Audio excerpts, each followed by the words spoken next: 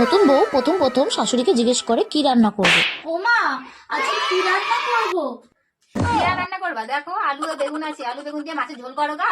আর দেখো পেঁয়াজ কলি আছে, আলু আছে, ওইটাকে ভাজা করো গা। ঠিক আছে।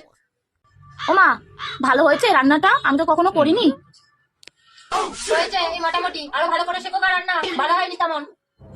আচ্ছা মা, ঠিক আছে।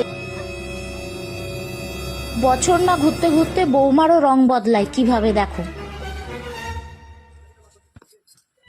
কি ব্যাপার, বৌমা কেন এখনো জিজ্ঞাসা করলো না কি রান্না হবে? কি করছে না কি? ও বৌমা, কি করবো? কি রান্না রান্না? ডাক্তারজি, রান্না কি হবে আমি ভেবে নেবো, তোমার কথা চিন্তা করতে হবে না, তুমি বসে গিয়ে। কি করবে? ছেলে বাড়িতে নেই, আমি শুধু ভাত করে দেবো, খেয়ে নেবে।